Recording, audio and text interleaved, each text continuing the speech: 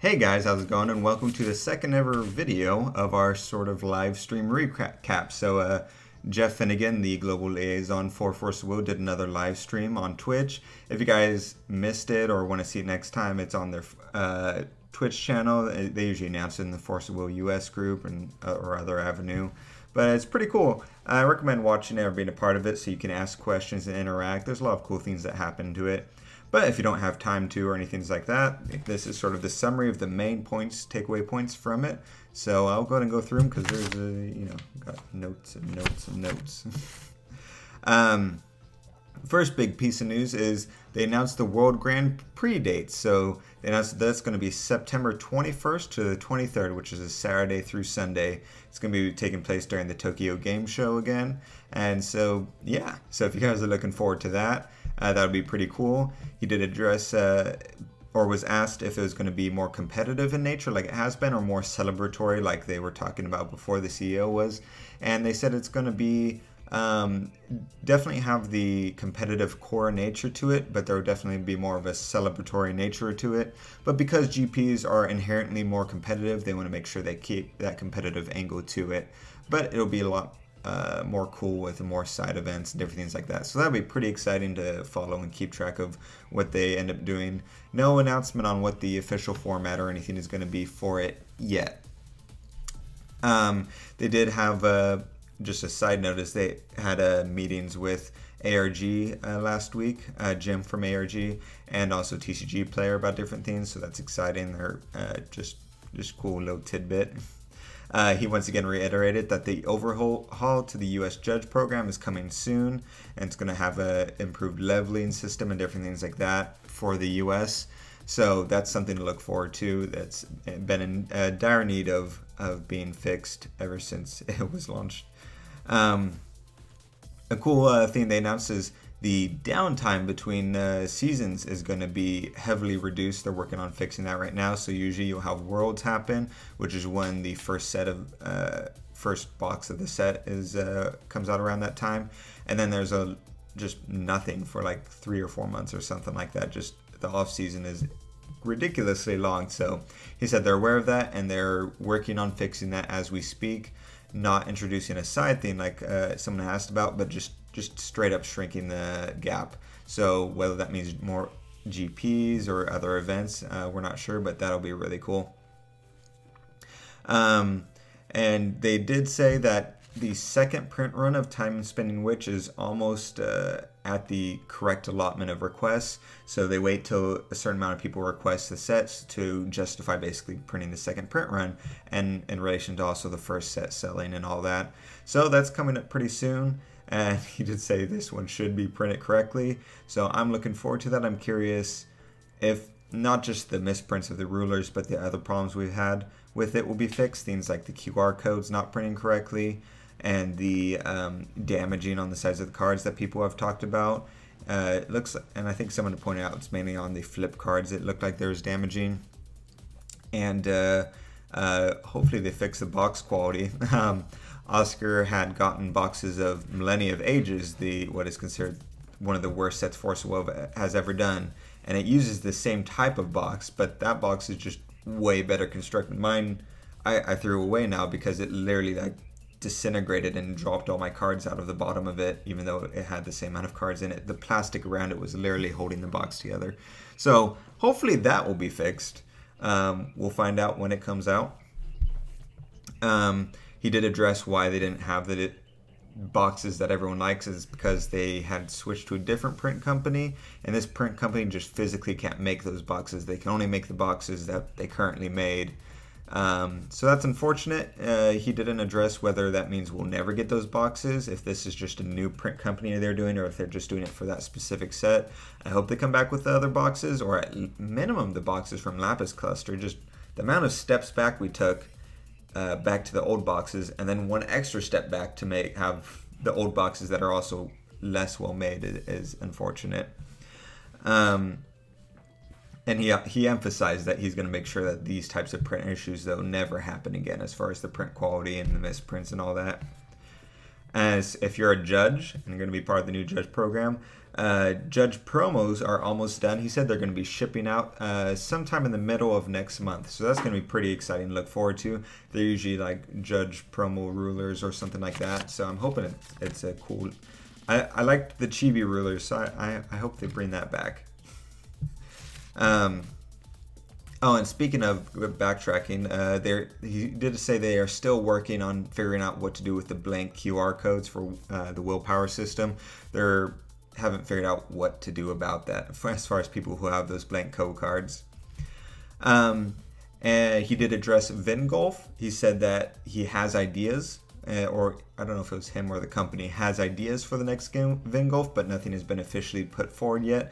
But it sounds like they're at least working on it, so that's nice. I was afraid that they had completely stopped working on Vingolf, but it sounds like it's at least something that is in the works. As far as post-rotation, they said there's no decision yet on whether they're going to be letting dual stones rotate. So this has been a discussion we've had on our podcast and stuff. I think, at least. It might have been something on our Patreon podcast. But on whether dual stones should rotate. Currently, we have had no reprints out of CFC. So that means when Lapis Cluster rotates, all the dual stones go with it. I'm personally of the thought that I think they should rotate. I think dual stones and special magic stones should come with a cost. They should not be just free magic producing things, or at least have some type of counter to it in the form of like Split Heaven or how Hook was before Lumia broke Hook. I think things like that are really good counters to dual stones, so they haven't made a decision yet if they're going to reprint them or let them rotate.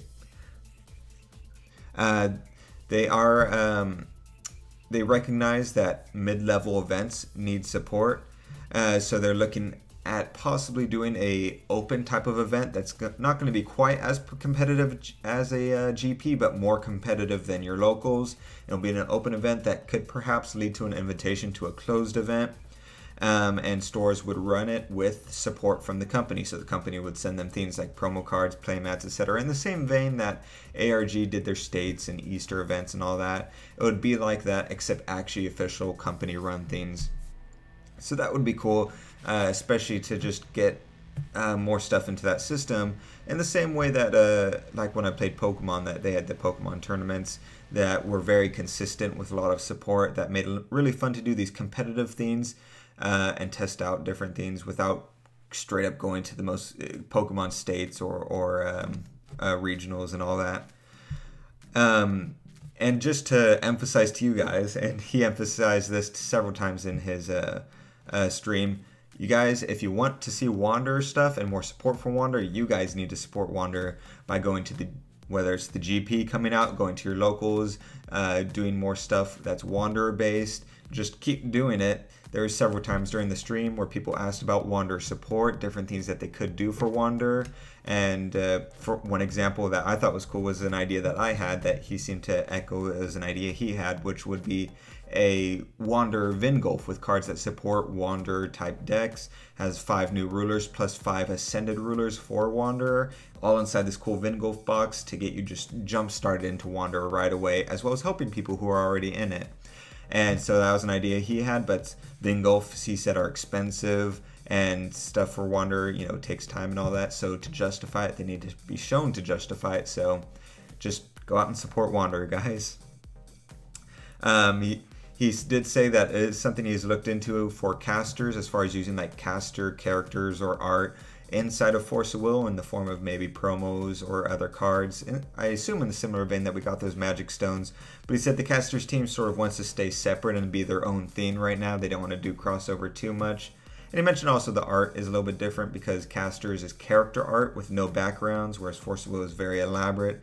I mean, that's an easy fix, but so hopefully that comes in, because that was something they had teased when casters was coming out, that they would be doing cool crossovers between them and characters would be crossing over and stuff. So hopefully something comes of that, because I like casters and would like to, and really enjoy the art and characters, and would love to see that crossover.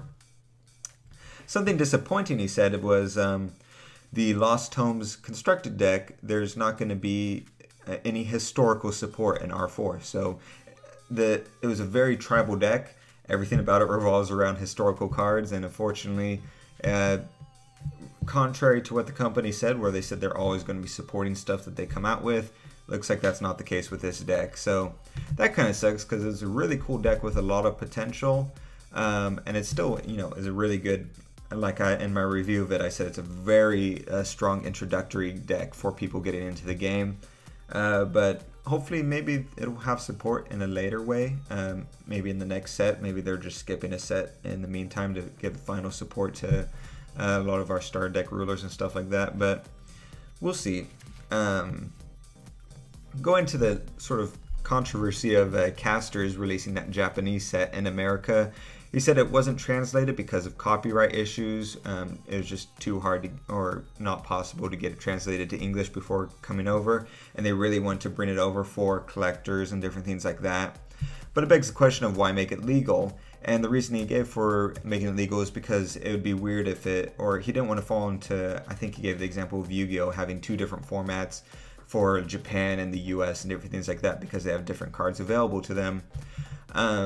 But I was talking to Oscar, and one thing I said to Oscar is, I don't think that's something casters should worry about right now. Is, oh man, is the US player when they go to Worlds going to be able to play against the Japanese player in Caster Chronicles? That's the biggest problem. Caster Chronicles is, will this player be able to play against any player at their locals, which is what I'm trying to fix at my locals. But you know, introducing this Japanese set is just going to deter new players. Players aren't going to want to start in a game where they're, especially if the cards are good, they're going to be required to play these Japanese cards and look online and the translations for every single card that they pull from that, and it's going to be something stores aren't going to want to carry. I know some stores aren't even going to buy it, or buy it in very small quantities just for people who want to get collected and stuff like that. So it's going to be this super weird thing that I think is just really not going to help the game at this point in the US, honestly. But so that's that. For one cool thing in the news for Force of Will is they are going to be working on the colors. He said on making sure the colors actually do what they are supposed to do. So he's working on making sure we define the colors. Green does this, blue does this, etc. Like for example, Lorelite is very obviously should have been a blue card by every definition of what blue does. So he's addressing that in R4 and going forward on balancing the color wheel in the sense that just making colors do what they should do. So that's kind of cool going forward. He also teased that the secret chase cards for R4 are really awesome, and he's really excited for it. And he emphasized that they are not going to be rulers, reprints of rulers. So we're finally not going to be flooded with a crap ton of cards. The Ubers were kind of cool. People have different opinions on that, but at least because they were Ubers, they held their value, unlike any other ruler in any other set. So, but it's nice that we're going to get something different finally and unique, and it sounded like he was pretty excited for it, so I am too. He said there's going to be a couple surprise characters coming out in R4. Someone had asked if there's other characters besides Zero that we're going to be seeing from old sets, and he said, yeah, a couple surprise ones that are from pretty far back actually, and plus one new character that's going to be leading into the next cluster. I assume is going to be the main character in the same vein that Rhea cluster is. Rhea is the main character. It's going to be a similar vein, it sounds like. So that's going to be kind of cool. And he did tease that there's going to be a new interesting take on one of the rulers in the next set. So I was really hoping we get a flippy flip ruler, a colossal ruler, but if it's a new and interesting take, odds are they wouldn't do a colossal ruler and a new interesting take. So no colossal ruler, but this new ruler I'm excited for. I love new weird mechanics, as you guys might have seen by the stuff I like to play. He did talk about how staple cards might switch colors. So he's talking about how themes have always been a constant. There's always been a mana dork. There's always been a Tama-like character. There's always been a lightning strike type card. And so he's saying those cards, if they keep them, some they might not keep, but if they do keep them, they might switch colors to actually be the correct colors and balance out. And so what colors they might be assigned to and all that might make more sense as we go into R4 and see what the colors represent. But just an interesting tidbit there. And I asked about this, and he said there is no Energize planned for draft rulers. It was something I was wondering, because in limited format, it's how Force Will used to be, where you just, if you you want to win the die roll and go first. If you lost and get to choose, you want to go first. Just because going second is not as good of an advantage. But he said because of the card advantage of drawing the card, if you introduce Energize inside of a limited format, it would just be too strong.